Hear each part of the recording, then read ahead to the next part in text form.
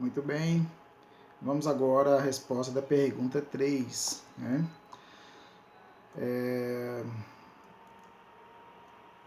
O que tem acontecido com a igreja que a levou a perder a sua identidade? É uma pergunta muito parecida com a pergunta número 1. Né? A pergunta número 1 pergunta por que podemos afirmar que a igreja perdeu a sua identidade? E a 3 já pergunta o que tem acontecido. São respostas muito próximas, muito parecidas. Né? Acaba que uma entra no assunto da outra. Então, o que tem acontecido, até falamos na primeira pergunta. A igreja, imergida na sociedade, vivendo dentro da sociedade, está cercada de inúmeras realidades, práticas, valores, ideologias, ou seja, pensamentos criados em defesa de interesses de um grupo. Né? Por exemplo, a gente teve uma ideologia que muito foi discutida, debatida dentro de igreja, sobre o feminismo. Né? Que é o feminismo?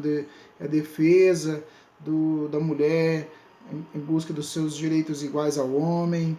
Né? Isso entrou para dentro da igreja,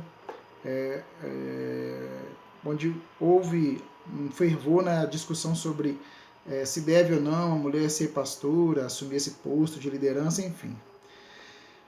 Então, são ideologias, né? Por exemplo, nós temos a comunidade LGBT defendendo suas ideologias, né? suas práticas, suas validações. Né? Hoje, por exemplo, a ideologia, uma das ideologias dentro da LGBT era oficializar matrimônio, né?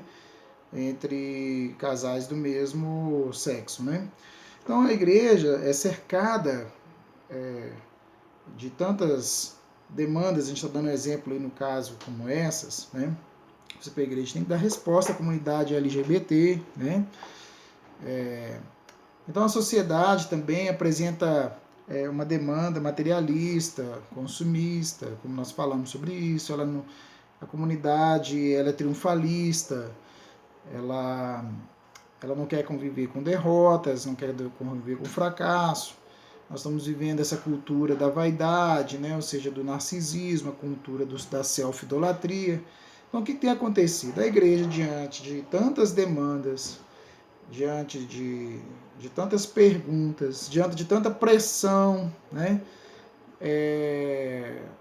Inclusive para ser aceita, né? A gente vê também que a igreja... o que aconteceu? Ela acabou negociando seus princípios, negociando a estrutura original dela, que daqui a pouco nós vamos falar sobre isso na próxima pergunta.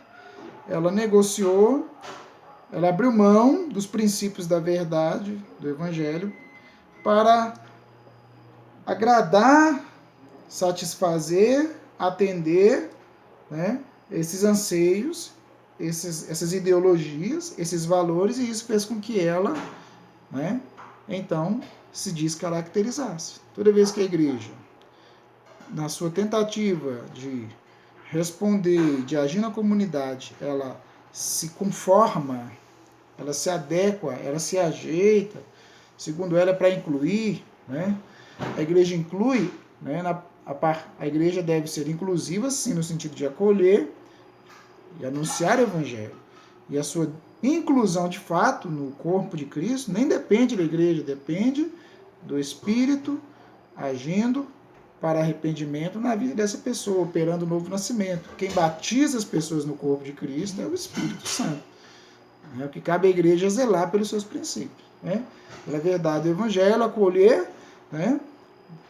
Incluir, é como Jesus fez com aquela mulher adúltera. Ela era uma mulher que vivia uma vida sexualmente pecaminosa. Então Jesus a inclui. Os fariseus ele querem apedrejar, né, os religiosos da sua época. Então o que Jesus faz? Ele a inclui. Ele disse: olha, eu não te condeno, né, porque os demais não tinham condenado, saíram ali do ambiente. Então ele diz: eu não te condeno, vá e não continue nessa vida de pecado. Vai e não peques mais. né? Então eu te incluo, mas deixo o seu pecado. E a igreja está negociando isso, né? Aliás, nem sobre pecado ela está falando mais. Ela quer ser agradável, ela quer atender aquilo para o qual ela não foi criada. Esse é o que tem acontecido com a igreja, ok?